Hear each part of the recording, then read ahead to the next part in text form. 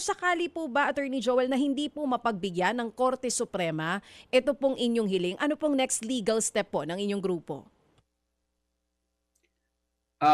Kung hindi pagbibigyan ng Korte Suprema yan, talagang wala tayong magagawa dahil Korte Suprema talaga yung ano, yung final say, no? Pero talagang nakikiusap tayo sa ating gobyerno dahil talagang sobrang pasanin nito sa ating mga kababayan na gumagamit ng ating mga paliparan, no, sa NAIA, no? Dahil alam niyo talagang ngayon parang ang air traveling ay parang bus traveling na sa atin eh, Mm, no? mm, Dahil mm. bumaba yung pamasahe dahil sa competition. Pero kung tataasan naman ng mga airports yung mga fees nila, eh nagiging unaffordable na ito. Oo. Attorney Joel, kung sakali po ba, napag-aralan din po ba ng grupo ninyo kung ano yung para sa inyo ay pinakapatas na singil ng airport fees dyan po sa NAIA? Ano po ba ang gusto ninyo sana ibabalik na lang sa dati? And may panawagan din po ba kayo kay DOTR Secretary na ilang ulit nyo rin po sinabi na hindi nagkaroon ng public discussion muna bago na isa pribado ito pong ating airport? Yun yung una, no?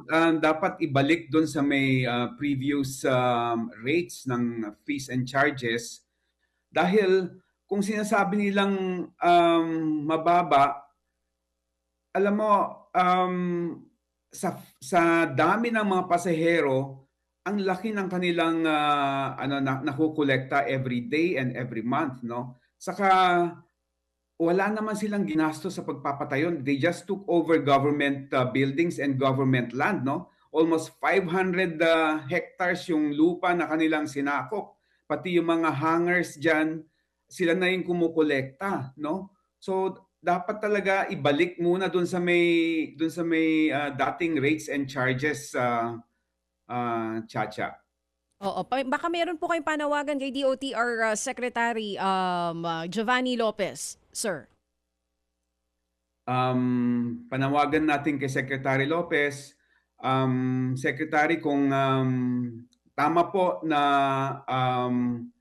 magbigay ng discount sa mga fees and charges ng mga airports na operated by CAAP po. Pero kailangan po natin itong extend sa mas maraming mga pasahero na lumilipad gamit ang NAIA po. Kailangan po nating ibalik yung fees and charges sa dati, before 2024, before NNIC took over. Para naman po maibsan yung hirap ng ating mga kababayan na talagang ngayon ay naghihirap sa panahon ng krisis.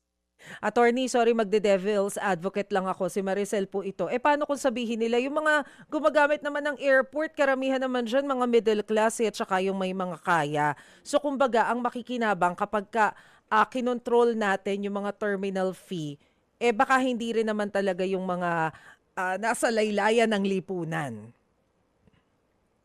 Maricel, alam mo, kahit na yung middle class ngayon talagang Mm, umaaray, no? Sa totoo. dami ng Mm. gastusin. At talaga namang unfair na bakit naman papahirapan natin kahit na yung middle class para lang paboran ng itong isang napakalaking higanting